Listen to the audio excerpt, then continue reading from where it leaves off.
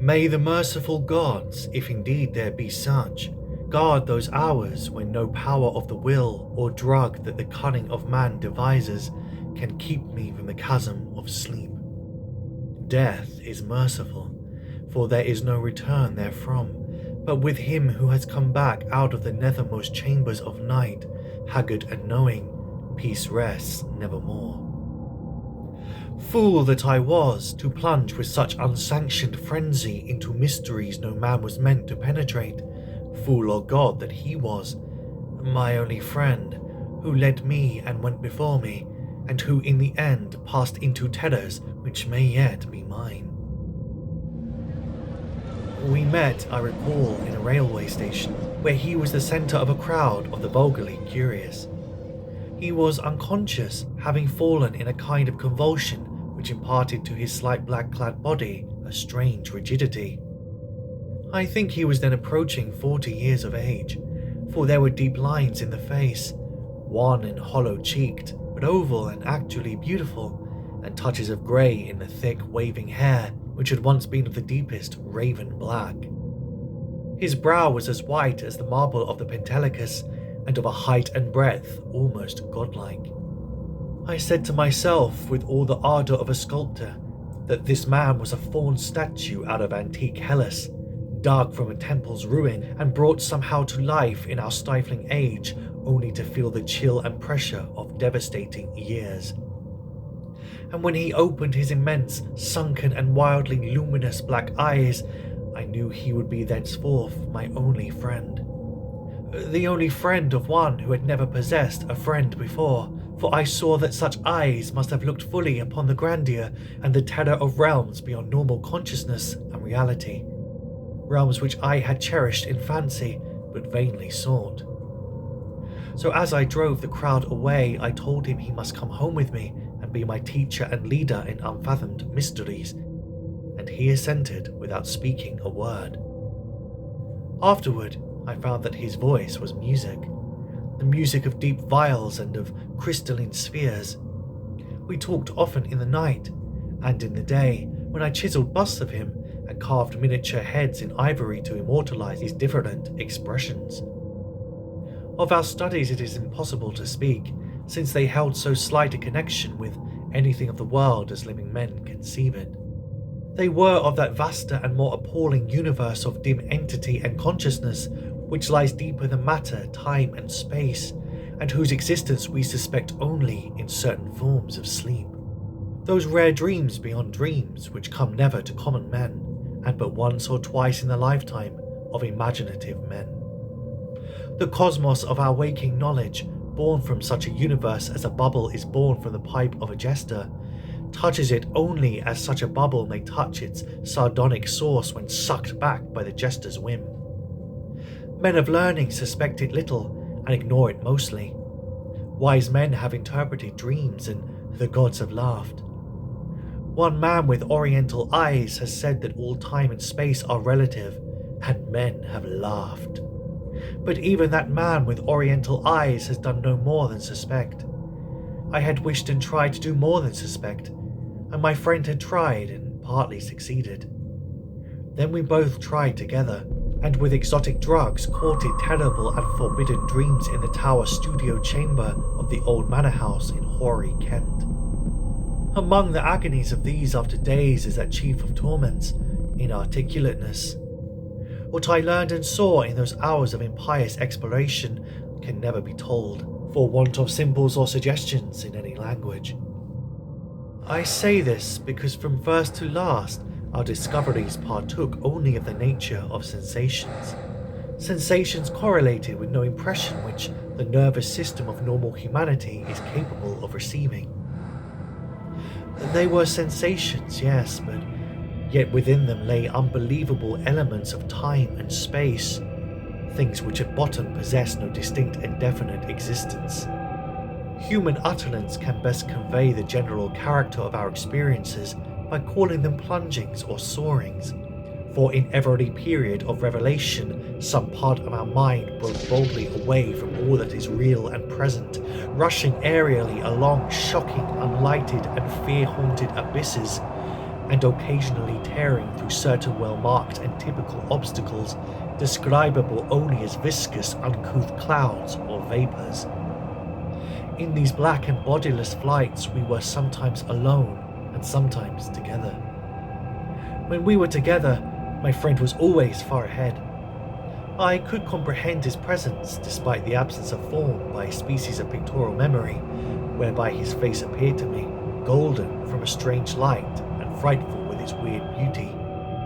Its anomalously youthful cheeks, its burning eyes, its Olympian brow, and its shadowing hair and growth of beard. Of the progress of time we kept no record, for time had become to us the merest illusion. I know only that there must have been something very singular involved, since we came at length to marvel why we did not grow old. Our discourse was unholy and always hideously ambitious. No god or daemon could have aspired to discoveries and conquests like those which we planned in whispers. I shiver as I speak of them, and dare not be explicit, though I will say that my friend once wrote on paper a wish which he dared not utter with his tongue, and which made me burn the paper and look affrightedly out of the window at the spangled night sky.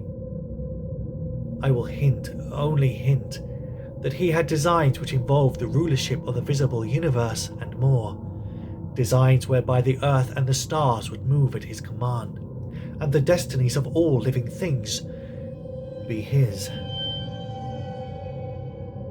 I affirm, I swear, that I had no share in these extreme aspirations. Anything my friend may have said or written to the contrary must be erroneous, for I am no man of strength to risk the unmentionable warfare in unmentionable spheres by which alone one might achieve success. There was a night when winds from unknown spaces whirled us irresistibly into limitless vacua beyond all thought and entity.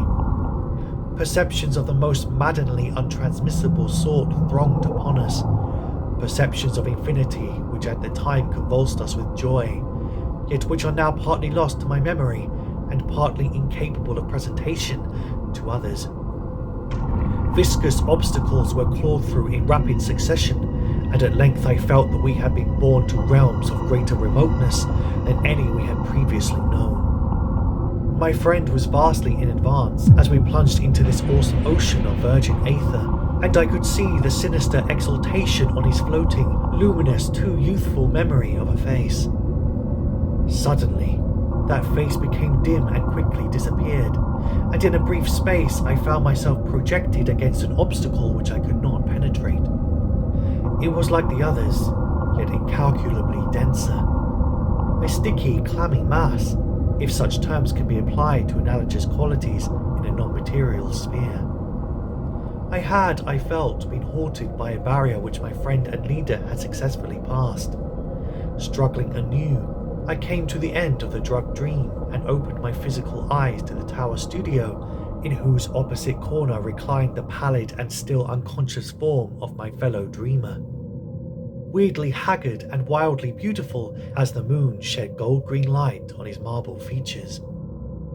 Then, after a short interval, the form in the corner stirred, and made pitying heaven keep from my sight and sound another thing like that which took place before me.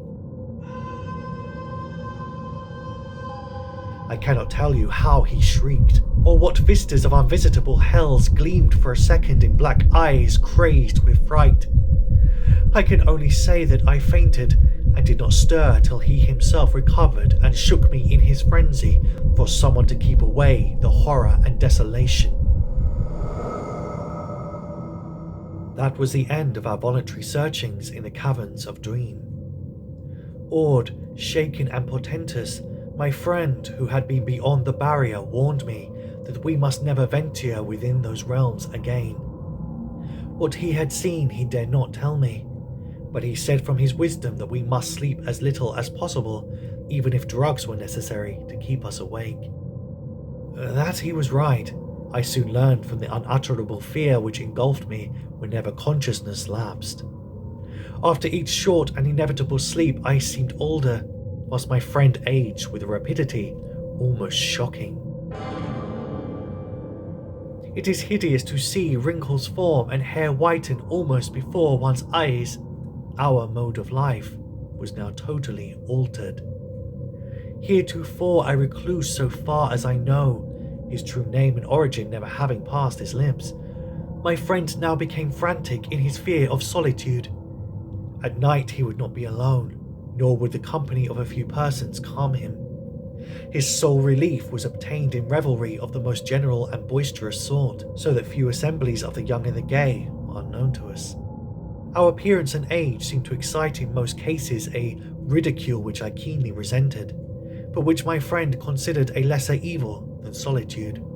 Especially was he afraid to be out of doors alone when the stars were shining, and if forced to this condition, he would often glance furtively at the sky as if hunted by some monstrous thing therein.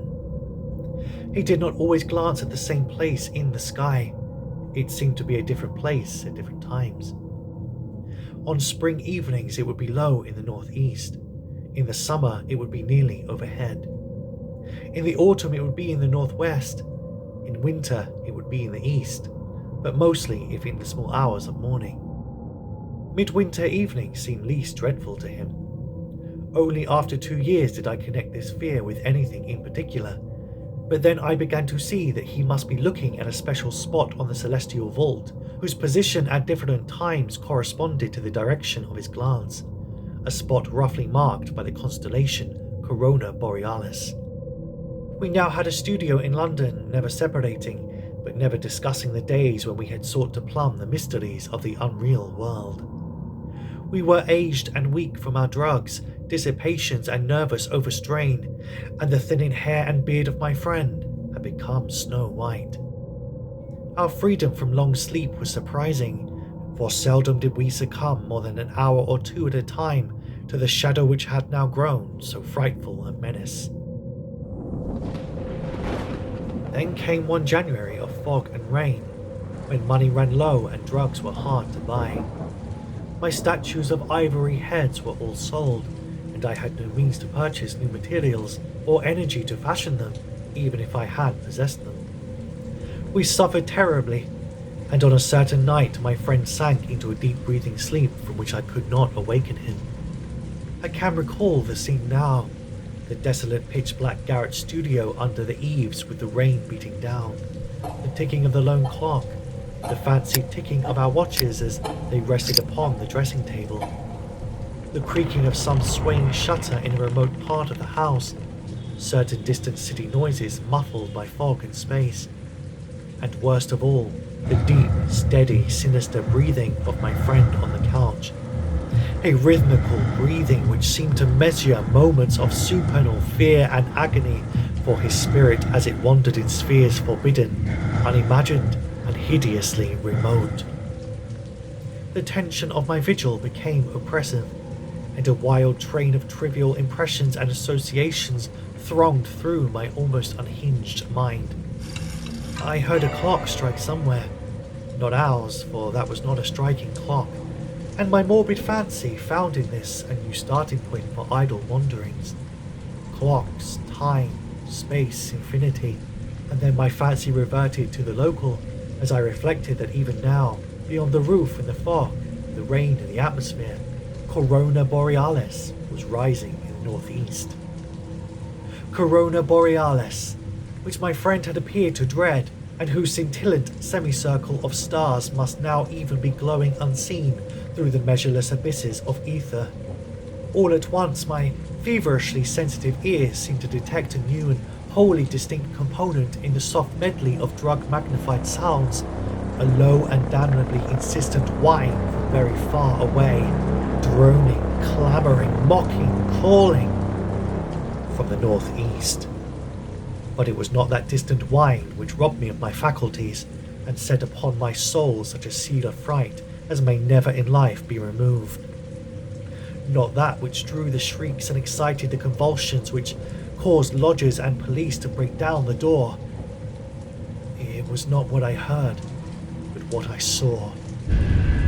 For in that dark, locked, shuttered and contained room, there appeared from the black northeast corner a shaft of horrible red-golden light, a shaft which bore with it no glow to disperse the darkness, but which streamed only upon the recumbent head of the troubled sleeper, bringing out in hideous duplication the luminous and strangely youthful memory face as I had known it in dreams of abysmal space and unshackled time, when my friend had pushed behind the barrier to those secret, innermost and forbidden caverns of nightmare.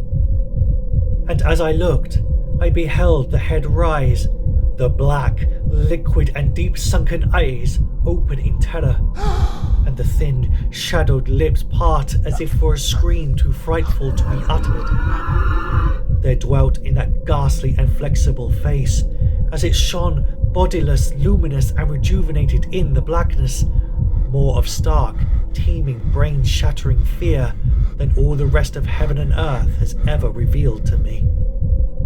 No word was spoken amidst the distant sound that grew nearer and nearer, but as I followed the memory face's mad stare along that cursed shaft of light to its source, the source whence also the whining came, I too saw for an instant what it saw, and fell with ringing ears in that fit of shrieking and epilepsy which had brought the lodgers and the police.